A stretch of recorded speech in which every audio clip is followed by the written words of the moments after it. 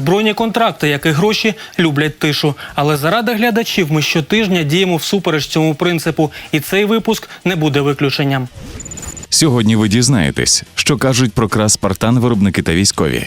Чому бригаду тактичної авіації перекинули до Луцька? Які українські зразки зброї зацікавили малайзійців? Хто приєднається до бомбардувань Ісламської держави? Та чому Росія втратила безпілотники «Форпост»? Маю право захищати державу. Чому не маю права захищати себе?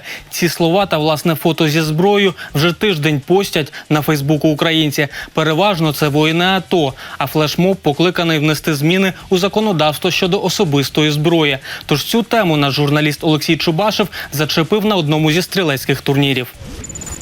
Турніри з практичної стрільби в Україні не новина, а от змагання, де поєднують фізичні навантаження і влучну стрільбу, тільки набирають популярності. На одному з таких заходів вдалося побувати і нашій знімальній групі. Из-за того, что в нашей стране неспокойная ситуация и ведутся боевые действия, не будет комфортной стрельбы, и мы к этому пришли, поэтому мы решили все-таки на сегодняшний день это направление двигать дальше. Цілком можливо, що на подібні змагання почнуть запрошувати і військових. Організатори переконані, що такий напрямок буде їм цікавий. У реальному житті, тим більше в бою, зручна і звична вам зброя не завжди буде під рукою. Тож маємо розширювати спектр навиків. Мы добавили карабин и добавили помповое ружье. Это позволило участникам, скажем так, до начала соревнования, осваивать те навыки, которых у них нет. Отож починали спортсмени з вправ на поперечині, потім імітували стрільбу за укриття з пістолета, ще кілька виснажилих кросфіт вправ, стрільба з карабіна у нестійкому положенні, знову поперечина, далі помпова рушниця. До речі, вона для багатьох стала несподіванкою. Знову трішки кросфіту, знову карабін, от тільки вже у положенні лежачи. Довольно-таки трудно было, особенно физическая часть упражнений. Ну и, честно сказать, лично меня подвел карабин. У меня Тавор-21, там немножко он по-другому пристрелил. И мышечная память сыграла злую шутку надо мной. Закінчували стрільці, які починали пістолетом та спочатку перетягування канату на випередки з автомобільною покришкою. Останню люті силу вибивали на лапі, ну а тепер можна й постріляти. Кожна людина, як би я вважаю, має право захистити себе, своїх близьких, свою домівку, ну і так далі. Тим більше, що у нас зараз йде в Україні АТО, то зброї дуже багато і дуже різно. Насправді, на подібних змаганнях спортивний результат далеко не головне. Для переважної більшості це можливість показати свою готовність захищати себе та рідних зі зброєю в руках. Однак законних підстав застосувати свої навички на практиці ці чоловіки не мають. Чем наша Украина хуже от той же Молдавии? Почему в Молдавии есть закон об оружии, а в Украине его нету? Я думаю, Украина гораздо сильнее в стрелковом виде спорта и вообще. Використання стрілецької зброї для самооборони в Україні незаконне. Аби захистити себе, ми можемо використовувати газові балончики. Ними потрібно влучити в обличчя на відстані 1-2 метрів. Електрошокери офіційно не дозволені, але є у вільному доступі. Однак, якщо у нападника виявиться слабке або хворе серце і він помре, вже ви будете нести кримінальну відповідальність. У нас есть на данный момент единственное оружие, которое не является оружием. Это устройство для отстрела резиновых пуль, где четко в дозволе написано «для самозахисту». Все остальные охотничьи карабины, что гладкоствольные, что нарезными, они лежат вне поля применения их для защиты собственности, жизни. За статистикою, 11% українців виступають за володіння стрілецькою зброєю для самозахисту. Для прикладу, в Чехії більше 16% жителів володіють зброєю. В Швейцарії, де один із найнижчих рівнів злочинності, 29% громадян мають такий девайс. Посмотрите, что происходит, в принципе, в городе, в стране, воровство, изнасилование, выбрасывание людей с машины. Я считаю, если та сторона имеет не то что право, а использует оружие незаконно, почему я, человек, который защищается, не имею права против него использовать оружие? Это неправильно. На 100 українців зараз припадає 7 одиниць вогнепальної зброї. У США цей показник сягає 88 одиниць. Це, до слова, найвищий показник серед розвинених країн. Для прикладу, вирішити придністровське питання в Молдові вдалося саме завдяки закону про зброю. Такий закон є навіть у Росії, а ми лише в очікуванні змін. Вже цього року на озброєння української армії прийнято 4 зразки озброєння та військової техніки. Нагадаємо, за весь 2015-й до номенклатури бойового оснащення війська додалося 18 зразків. Цим ми починаємо інформаційний блок за тиждень. 18-23 квітня представники України, Великобританії і Канади виконували спостережні польоти над Росією в рамках міжнародного договору про відкрите небо. Їх здійснювали на канадському літаку спостереження Сі-130J з аеродрому Кубінка. Нагадаємо, раніше Туреччина відмовила Російській Федерації у аналогічному польоті над своєю територією. На Луцький військовий аеродром перебазували бригаду тактичної авіації у зв'язку з ремонтом її литовища. Упродовж 3 місяців там перебуватиме 14 бортів Су-24 та Л-39. А з Ліберії в Україну через скорочення місії ООН повернулись 3 бойові вертольоти Мі-24П. Їх доправили транспортним літаком Ан-124 «Руслан». Миколаївський авіаремонтний завод «НАРП» капітально відремонтував та підготував до передачі Китаю літак-заправник Іл-78. Це 3-й завершальний зразок згідно з контрактом 2011 року. А модернізований вертоліт Мі-2 з двигуном АІ-450М подолав висоту у 7 тисяч метрів. З новим агрегатом він втрачає вдвічі менше пального та швидший на 10%. Міноборони уклало договір щодо закупівлі радіообладнання на 105,5 мільйонів гривень. До кінця травня ТОВ «Доля ІКО ЛТД» має передати військовим 2 найменування радіостанцій з алгоритмом шифрування AES-256 та 4 з алгоритмом ARC-4. Армія укомплектована таким видом зв'язку наполовину. 18-21 травня у Малайзії відбулась міжнародна оборонна виставка-конференція Defense Service Asia. На заході, що проходить що 2 роки з 1988-го, була представлена і експозиція українських зброєрів. Місцеве оборонне відомство вже зацікавлене в нашому літаку Ан-148, станції Кольчуга-М та спільному виробництві патрульних катерів. На виставці у Нюрнбергу була показана великокаліберна снайперська антиматеріальна гвинтівка Desert Tech HTI. Для свого класу вона є надзвичайно легкою та компактною. Зброя здатна уражати звичайні цілі, легкоброньовану колісну та гусеничну техніку, а також літаки та гелікоптери на аеродромах. Коштує гвинтівка приблизно $7,5 тисяч. Компанія Israel Aerospace Industries відмовилась від співпраці з Росією у сфері безпілотників. Тобто агресор втратив комплекс «Форпост», який застосовує на Донбасі та в Сирії. Тим часом зменшений прототип американського гібридного дрона Lightning Strike, оснащений 24 електровентиляторами, здійснив свій перший політ. Оригінал з двигуном Rolls-Royce побудують упродовж 2 років і важитиме він 147 кілограмів. Парламент Данії погодився відрядити для боротьби з терористами Ісламської держави 7 своїх винищувачів F-16 і транспортник Сі-130 «Геркулес». Піврічна операція коштуватиме $34 мільйони.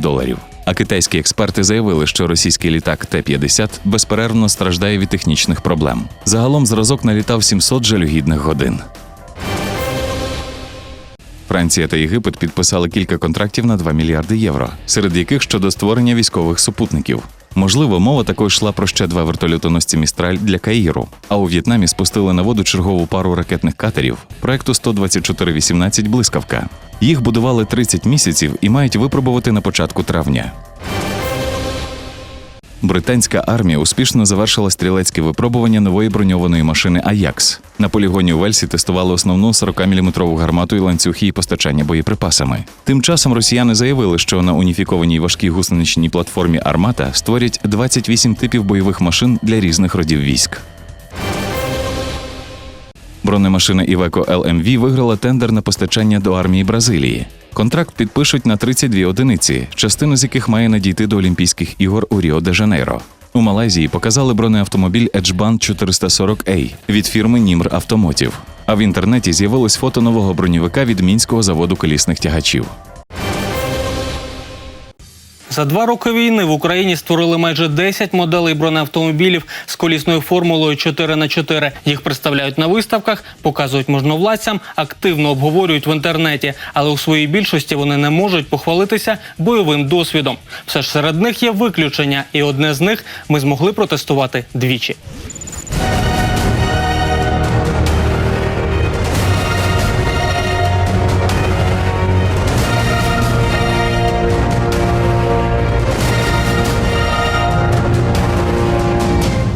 Це не уривок з чергового рекламного ролика для просування бронемашини на світові ринки. За 3 роки виробництва «Спартан» на базі позашляховика Ford F550 вже вийшов кількатисячним тиражем та служить військовим не у одній гарячій точці. Старший прапорщик Денис Данілін за 24 роки служби кермував усією наявною у ВДВ колісною технікою від УАЗа до БТРа. Вже рік його бойовим побратимом є цей красень. Його береже як власну машину. Здесь уже есть, конечно, удобство для водителя, комфорт, простота управления, то есть гидроусилитель, хорошая обзорность, как климат-контроль, ты не потеешь, машина бронирована, окна не опускаются, то есть потом не стекаешь. Зимой отопление салона очень хорошее, то есть тоже не замерзаешь. Машина неплохая. В українські високомобільні десантні війська крас «Спартан» зарахували в кінці 2014 року. Відтоді прийшло 3 партії цих машин, де кожна наступна стає досконалішою. Серед перших недоліків називали проблеми з ходовкою, рульовим, лебідкою, погану захищеність агрегатів та кулеметника. Також спочатку «Спартан» було оснащено нульовим повітряним фільтром, який швидко забивався у польових умовах. До якості соляри машина також дуже прискіплива. Деякі з цих недоліків виробник поступово усуває, але головною проблемою залишається комп'ютеризація машини, що вимагає виключно сучасного СТО. Що ви в ній можете ремонтувати своїми руками і можливостями бригади? Механические повреждения, то есть там замена элементарной колеса, амортизаторов, ходовой части были не так. В двигатель мы не лезем, потому что он на гарантии, вот, там в принципе, там некуда к нему лезть. Я же говорю, за год эксплуатации двигатель меня еще ни разу не подводил. Вот, то есть, в принципе, я же говорю, хороший, мощный двигатель. На Кременчуцькому автомобільному заводі наголошують, що броньовик зроблений згідно з технічним завданням замовника та виходячи з можливостей шасі. Також КРАС робить акцент на тому, що «Спартан» не бронетранспортер, а машина для патрулювання. Хоча досвід застосування у конфліктах на Близькому Сході, у Африці, на Донбасі вказує на доволі пристойний бойовий потенціал зразка. Особливо військові хвалять його бронекорпус, якому найбільше дісталося біля Донецького аеропорту. Після попадання града біля машини відірвало переднє колесо, пошкоджене було скло лобове і так само сама капсула даного автомобіля. Но ні одного осколка я не побачив, яким прийшло, іменно пропалило броню. У всіх екстремальних ситуаціях, в які попали наші автомобілі, залишились живі і неушкоджені люди, особовий склад, який там знаходився. Не те, що живі, навіть не було таких от контузій ніяких. Навіть є рикошетні бокові вистріли в 12,7 кулеметів типу «Утьос». Зручність бронеавтомобіля для членів екіпажу у повному спорядженні перевіряємо на собі. Враховуючи клас захисту, двері тут доволі важкі, але оснащені фіксаторами. У десантному відсіку є 2 евакуаційних люки. Бокові бійниці відчиняються назовні, щоб не було перепаду тиску в разі потрапляння кумулятивного снаряду. Існує вже вдосконалений варіант «Спартана» з розділеним лобовим склом та бійницею. Як бачимо, місця в салоні доволі багато, і посадка і висадка в повному спорядженні здійснюється без проблем. Плюсом є те, що бійці заднього відсіку можуть десантуватись у 3 напрямки – ззаду, зліва і справа. Але якщо врахувати, що кожен з 10 бійців візьме з собою речовий мішок та боєкомплект, місця не так і багато. За тактико-технічними характеристиками машина розрахована на 8-10 бійців, проте для швидкого залишення небезпечної зони аскетичний салон дозволить застрибнути сюди хоч 20. Есть 2 комплектации данных машин. Есть вот с такими сиденьями для расположения экипажа, есть с сиденьями индивидуальными каждого человека. Це більш дорогий варіант, так? Больше дорогой, но и тут еще есть особенность. Под этими сиденьями мы размещаем по требованию заказчика, размещаем стволы сменные для пулеметов и боекомплект. Є варіанти з кулеметами та гранатометами, а полку Нацгвардії Азов свого часу було передано кілька спартанів із безлюдним бойовим модулем «Сармат», здатним нищити танки. Але до десантників такий варіант ще не доїхав. Побажання, щоб встановити на цю машину, крім пулемета 12,7, щось додаткове, можливо бути АГС, можливо бути птури. І прохання до заводу, щоб вони досконалили, покращити ходову частину, то перше. Друге, незахищене дно автомобіля, тобто силові агрегати, які знаходяться просто відкриті. Кулестійкі вставки Hutchinson Run Flat System не раз допомагали у бою, але резина іноді не витримує сучасних українських доріг. Залежить від партії та виробника. До речі, вже є варіанти з більш ширшими вітчизняними покришками. Презентований в лютому 2013 року бронеавтомобіль «Спартан» вже є на озброєнні України, Лівії та Нігерії. Також минулого року кілька одиниць потрапили до рук курдських повстанців в Іраку. Існує кілька модифікацій «Спартан» для різних ринків світу. Серед них навіть подовжений варіант, розрахований на 14 осіб. Але шасі Форда використала не лише канадсько-еміратська компанія Straight Group, яка співпрацює з Кразом. На базі пікапа Ford 550, окрім броньовика Кра Спартан, також було створено американський аналог Lenco Birket G3 та грузинську машину Djori APC. Серед побратимів по платформі Спартан найважчий, а за габаритами найближчий до транспорту американського спецназу, який візьме на борт найчисельніший екіпаж. Обидва броньовики захищені від куль та мін приблизно однаково. Але найпотужніший двигун з цієї трійки у грузинського. Все ж найшвидший американець. В той же час запас ходу українця вдвічі більший, ніж у Lenco Birket G3 та Djori APC. А також його перевага над конкурентами полягає у рівні озброєння, яке може включати в себе протитанковий комплекс. На полігоні Краза ми особисто переконали, що «Спартан» здатний долати бетонний горб під нахилом 60 градусів. 9-тонний броньовик робить це доволі впевнено, але на болотястій чи піщаній місцевості такий фокус навряд чи вдасться. Так, за багатьма параметрами. Машина хороша, але є але. І навряд чи цей броньовик можна буде довести до ідеалу, адже розробили його за океаном. Все ж Краз «Спартан» другий рік рятує життя українських бійців. І це найголовніше. Дивіться нас у цій же порі за тиждень і ви дізнаєтесь про український безпілотник Beta UA та 3D-принтери для створення зброї. Побачимось!